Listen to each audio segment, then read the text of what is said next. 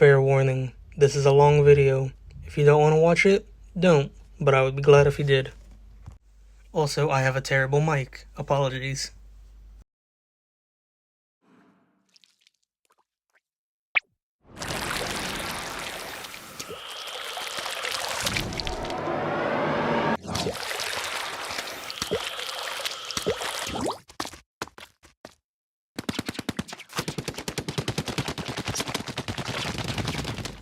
Splatoon. A game I had never heard of until September 5th of 2017, thanks in large part to a large YouTuber at the time, DanTDM. Splatoon 2 is a game that you guys have been constantly asking me to play. A third-person shooter where the objective is to paint everything you see, even the enemy, splatting them. A fun and silly concept, but watching the video on the Flight vs. Invisibility Splatfest for Splatoon 2 had me hooked. Although I didn't have a copy of the Switch or the game, I became obsessed. I watched streams, lore videos, comic dubs from Yumi Studios, and everything, even the curse stuff. Wouldn't talk about the curse stuff. I enjoyed everything I could consume, and I was ecstatic when I found out that Octo expansion was announced. A playable Octoling. That was insane at the time. I remember hearing about people modding Splatoon 1 and 2 just to play as them, and it was funny. I've seen videos of them. But when the DLC came out, I was even more hooked. I watched people play, experienced the story with those who played it, and at the time I still didn't have a Switch, but I watched and wanted to play. When I heard the song Into the Light at the end of the game, I was not ashamed to admit, I cried. Me, a little 14-year-old or something me, crying because of a song in a game I'd never played. But the emotions got to me. I'd followed the player, whoever I was watching at the time. I watched them beat the game, go through trials and tribulations, especially that 8-ball. I watched them defeat Commander Tartar. It was incredible. The satisfaction of seeing that telephone die was immense.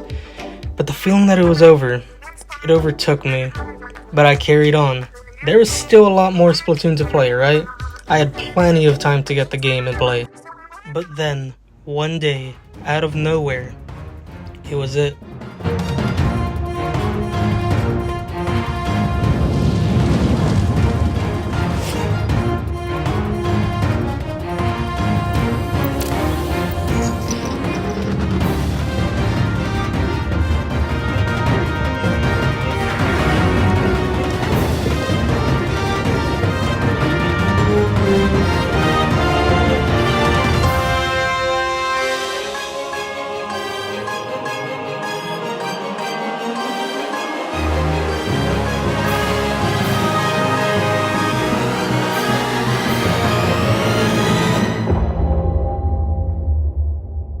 Final Fest for Splatoon 2. When I learned the team themes, Chaos vs. Order, I was deeply rooting for Order.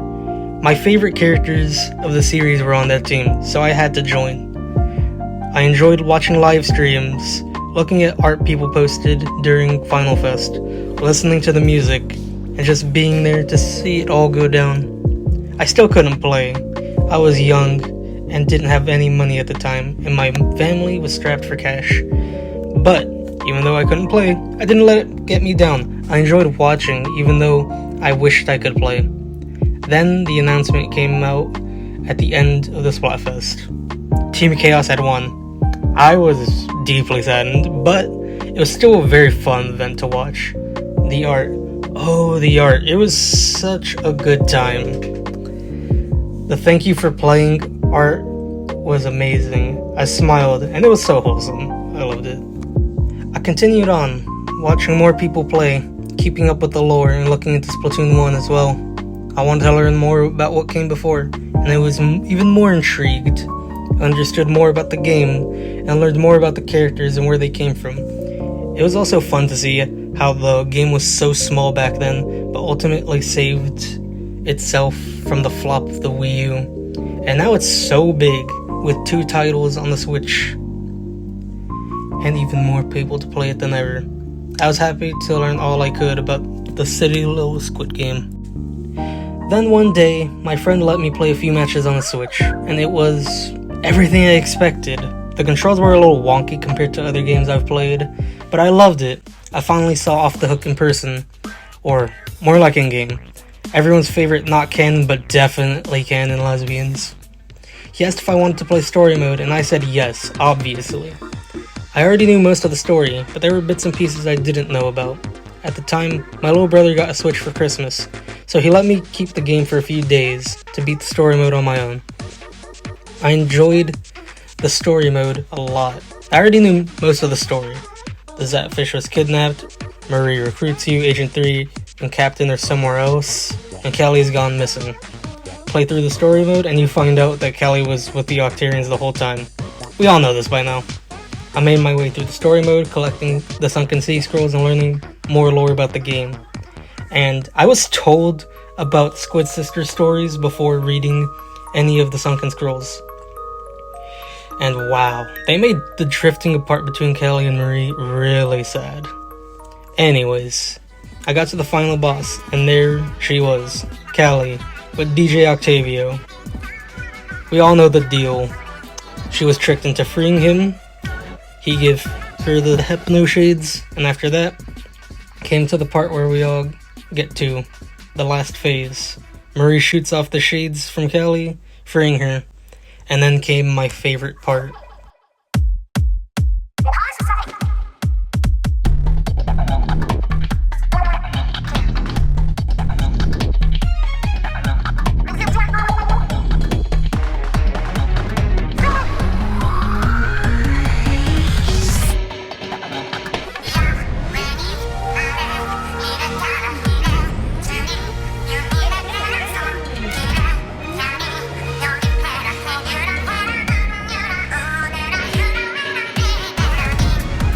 Spicy calamari incantation.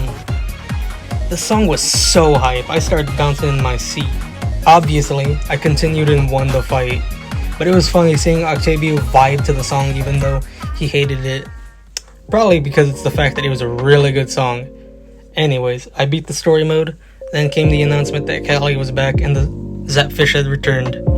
On the big screen in Coppola Square, I was happy, but then it played. Fresh start.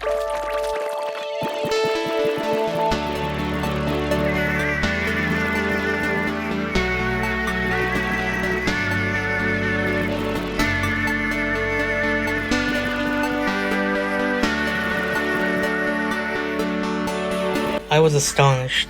I got emotional and cried. I rarely ever cry to endings, but this is one of them. I had realized I had played Splatoon. I had fun. I beat the story mode. I had done what I had set out to do years ago. I beat Splatoon, but all things must come to an end, and I had to return the game to my friend, but not after my little brother played the story mode on his account, and he had fun. And then, the virus that shall not be named, if I want to put this on YouTube, occurred. Lockdown. I spent more time on the internet learning about Splatoon. I learned that Splatoon 2 had a special demo in 2020. I got it, but by then it was the end of the demo. But I did get some practice in on shooting, bomb throwing, and strafing, and I learned how some of the specials worked in multiplayer. After that, I just stopped. Why play a limited demo when there is no way to play online? Then a year or two later, it was announced that Splatoon 3 was coming. I was shocked. I really thought we would never get another game until the next console. The test fire came out, and I tried to play it, but to no avail. See, at the time I didn't have Nintendo Online, but I didn't know to check my email for the code for a temporary online account. In hindsight, that was pretty obvious, but I was in high school and I had different things to worry about. So I just played the tutorial. I customized my Inkling in so many ways, even turning it into an Octoling. I gave my little buddy all the different hairstyles, the works. I learned about squid rolling and charge jumps, if that's what they are called. Editor XL here, I thought it was that. No, it's actually squid surges. I just forgot because I didn't care about what it's called. That's what I call it anyways. I messed around in the tutorial, just inking and testing the new mechanics. And after that, I stopped. Like the special demo in 2020 for Splatoon 2, there was nothing else I could do. I did all I could. So I watched people play rock versus paper versus scissors. I watched Deep Cut make their first appearance singing Anarchy Rainbow.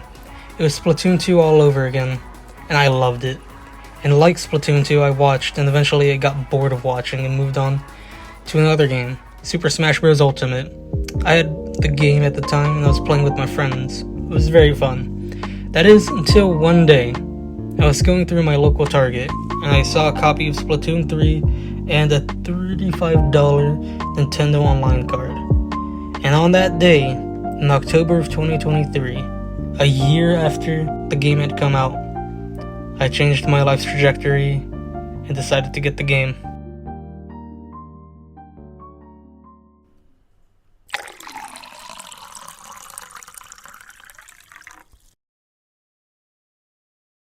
I immediately went home and opened the game. I then remembered to get the online first, so I didn't look like an idiot. I got myself a family account so my brother could play too, although spoiler warning, he never used it much. I then put the game in after confirming that I'd gotten online, and I waited so damn long in that loading bar for an hour. I had slower internet at the time. Then, I downloaded it, and I made my character, my little buddy, and we got on the train at the end of the tutorial, heading for Splatsville. I was greeted by Deep Cut making the usual announcement of the Zapfish going missing. Same old story. Then, I got to work. Because I had played Splatoon 2 before on my friend's cartridge, I got 3 gold Sheldon licenses. I immediately set out to get some weapons. I chose an E-liter and 2 other weapons to start off with.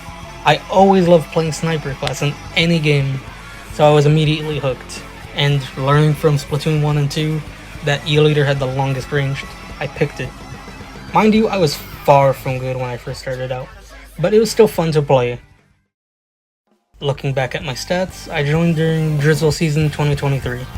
I used Splattershot Pro and Anarchy Splattershot Nova more than the Chargers in the beginning.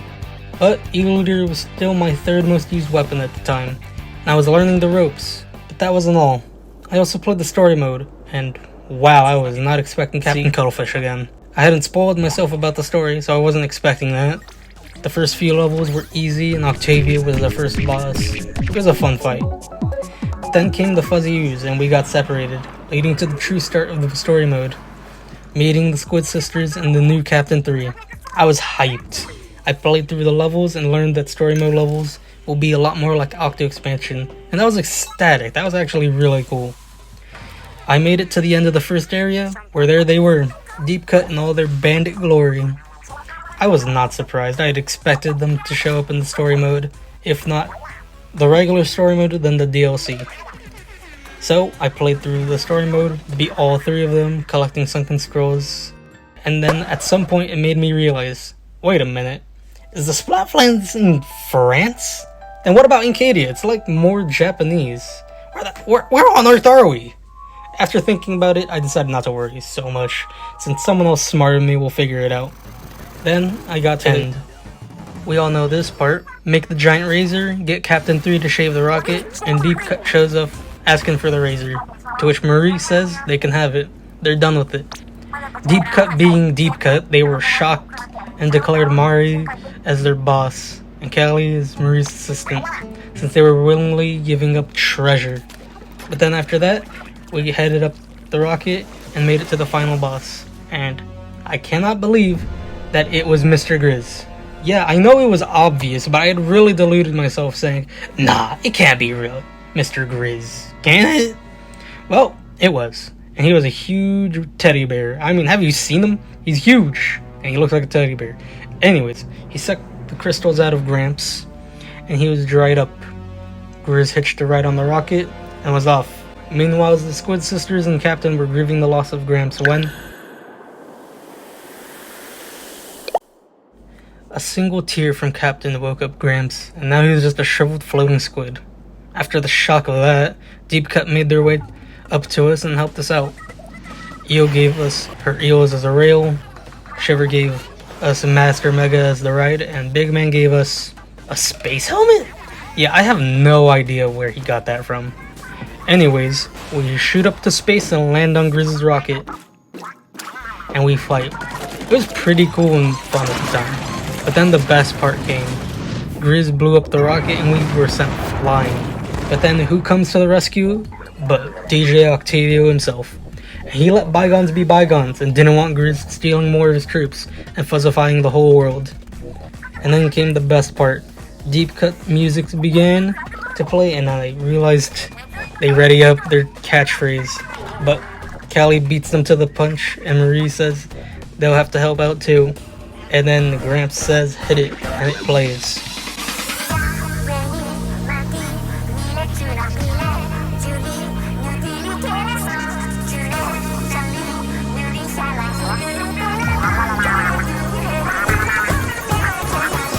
That heavenly melody, the Calamari Incantation 3 mix. Oh god, the goosebumps I felt at the beat drop. I still get them right now thinking about it. It sounded like I had been sent straight to heaven and back, like I was in space. I mean, duh, obviously. But you know what I mean. That song slaps so hard, not as hard as me and Octavio slapping Grizz around after little buddy turned into a huge fry. And then began fighting Grizz. The fight was fun, beating up Grizz while fighting off fuzzy octolings. It was really entertaining. Then we won. We managed to get all the fuzzy U's out and beat Grizz, leaving him stranded in space. And we were off, heading home.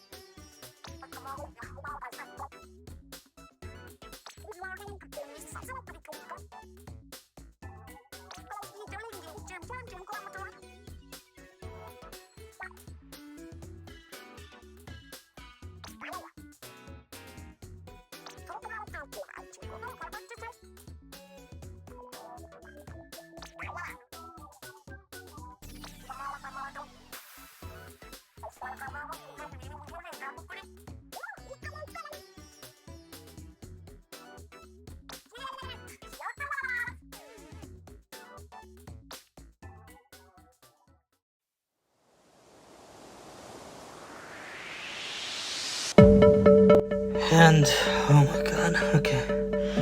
Oh, that song, Wave Goodbye, it made me start to cry like a baby that night. I knew this was it. This is the end of our saga. The new Squid Week Splatoon was over.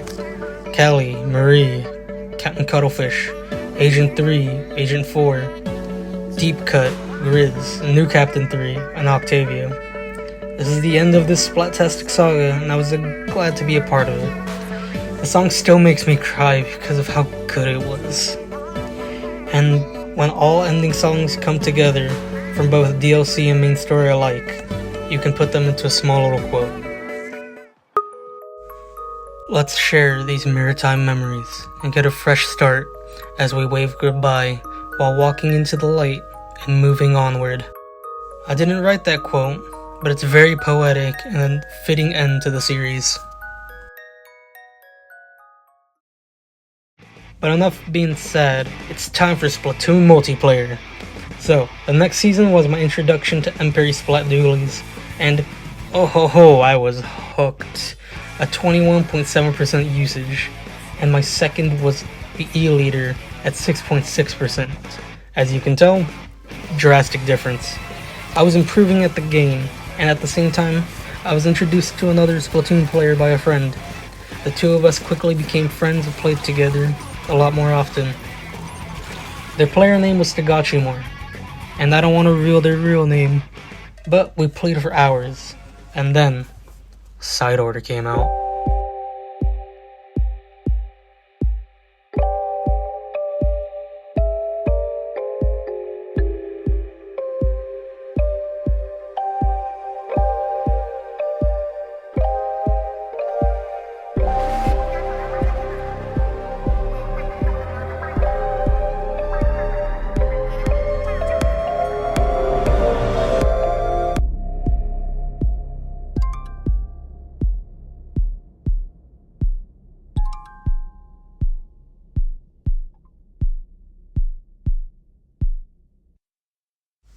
And, oh god, it was unexpected in both good and bad ways. For one, a Splatoon roguelite was very interesting, choosing palette chips to customize my build, but it also lacked a story, mostly hidden behind the elevator dialogue and dev diaries. But hey, a lot more pearling the content, with the introduction of Deadfish, aka Oct, was a huge plus. Anyways, I played through the tower and beat Order, aka Smallest Squid Pearls palette. Those dualies really came in clutch, with the luck chips being so useful. Then, when the end credits came on, it was different. I'll say it. It was the first Splatoon end credits that didn't make me cry. It was uplifting. A deserved end. 8, Pearl, Marina, and Oct leaving. Inkopolis Square was freed and I could explore it. And I remembered the place. Looking around, and I saw that Squid Beats was gone, which was one of my huge gripes with the DLC. But overall, it was good. Of course, I went back and got some other stuff from Cypher and completing every palette. But let me tell you, I still get shivers when I remember doing 8's palette. I'm not gonna lie, that was so easy. Somehow being restricted to using less hacks made it easier. And I don't know how. I don't know how I did it, but it was the best part.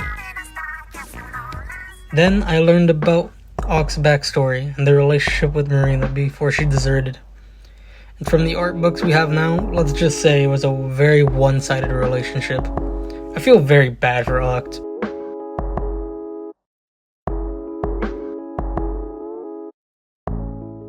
But yeah, Side Order was fun for what it was. Has some flaws, has some benefits, but so does every game. No game can be a true masterpiece that everyone will love. But since I had Side Order, that meant I also got the Inkopolis Plaza DLC, and I enjoyed it. The Splatfests I played during it were cool. I never had seen Inkopolis Plaza during a Splatfest before, and I was amazed on how simple but cool it looked. The stage trucks, the music, I loved it all. I started off with the Splatoon Splatoween Splatfest as my first ever, and I loved it. The music, the costumes. I took over 100 pictures of the Squid Sisters and Deep Cut. Their costumes were interesting, and I loved it. I enjoyed the game, making new friends online. I had a group of 7 people I played regularly with, including Stagachimore, Gecko, Ant, Sleepy Squid, TGU Studios, Deli Meat, and Clueless, the one who rarely showed up. I was loving the game, improving more and more, getting to S rank very quickly, but all good things must come to an end.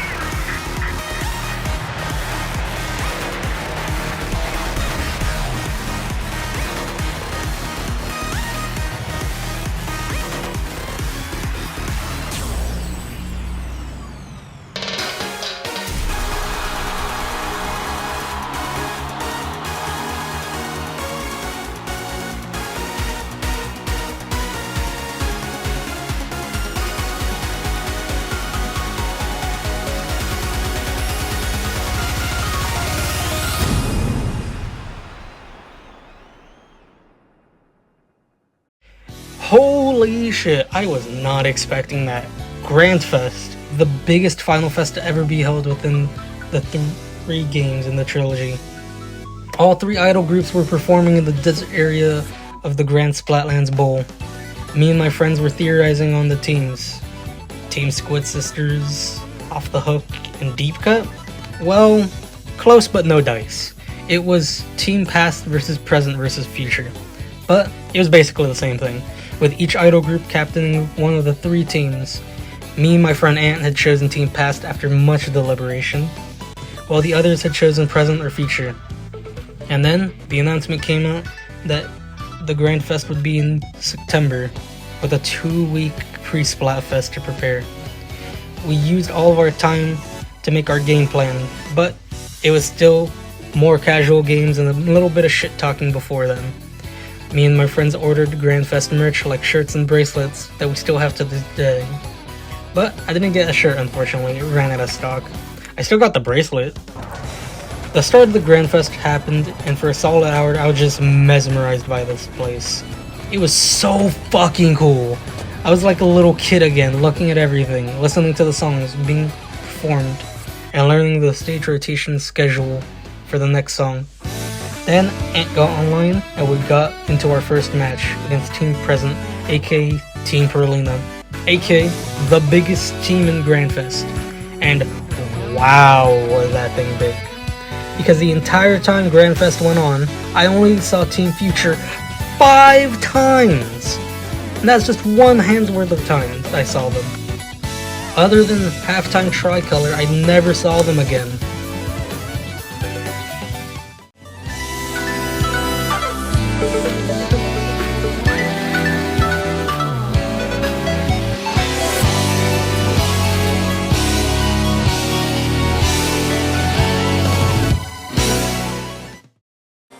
Anyways, me and Ant dominated the matches we were in, losing a few 100 times, or winning a few too. But my biggest accomplishment was winning a 333x by myself. No friends, just randos in the lobby, with my heart beating faster than I ever thought it would. I had so much fun. And then there was the big stage, the point where all 3 idol groups came together as the Now or Never 7. I was out with my parents getting groceries at the time, talking with my friends on Discord. I'd come back and they had said I would love the 3 Wishes performance. And I did. By the end of the song, I restarted it and I shed tears. It was the most beautiful song for a bunch of gibberish. The lyrics were on YouTube, I know, but living just in the moment, I was amazed. Then I went back to winning matches for my team. I got to ruler +7 before the end.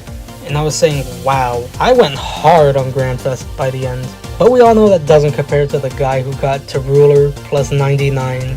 Either that guy doesn't have a life, or he scheduled his day offs or vacation time to play all day and night. That dedication.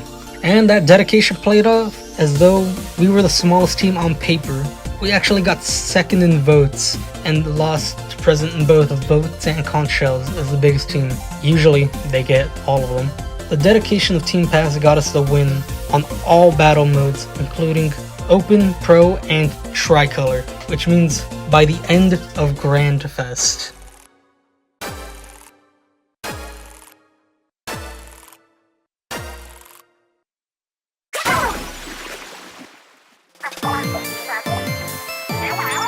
Team Past had won! There was a lot of GGs in the chat for that night. The other teams went so hard, but came so far. Me and Ant celebrated hard, but then it hit me. Now what? Do I just go back to playing? Do I take a break after grinding so long? I had been playing the game since I had gotten it the previous year. Almost a year of non-stop grinding every day. I got the items from the catalogs, even the ones I missed. So, now what? And the burnout hit me and my friend group hard. We had grinded the game for so long that we all took a break. And to be honest, my friends retired from the game completely. We hadn't played together in months, not since October of last year. We still talk and play other games together, but we don't play Splatoon together all that much. I still play regularly, but other games have piqued my interest, and going to college has pulled me away from it. But I still play every Splatfest, every big run I can. Speaking of which, I never talked about big runs. I totally forgot to mention that I love playing Salmon Run. It was really fun. Not much to say about it. It was stressful, downright infuriating at times, but the big runs and the grand big run before Grand Fest was so cool. I loved playing them and having to play on modified turf war maps.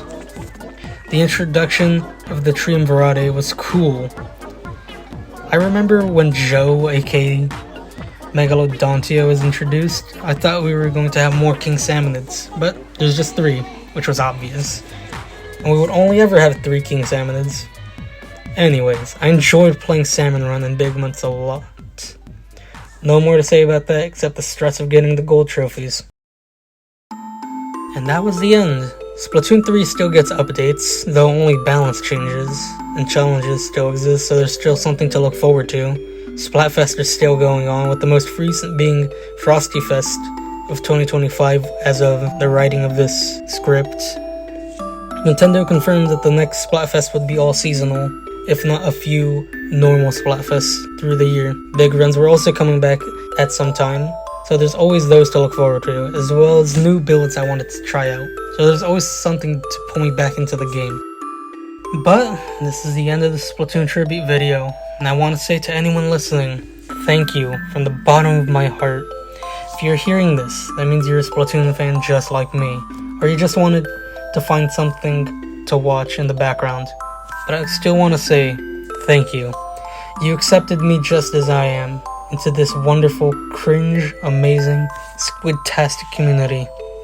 I will always love being a part of the journey, being one of millions of people to have played the game and have influenced it over time, to have been part of a final fest and winning, to making people rage and experiencing the lag and queue times. From the whole mess of it, I loved it. This game, this community. If this is posted on YouTube, TikTok, Patreon, or anywhere else, I want to say thank you for everything that it's been. A goodbye to the community that I made here.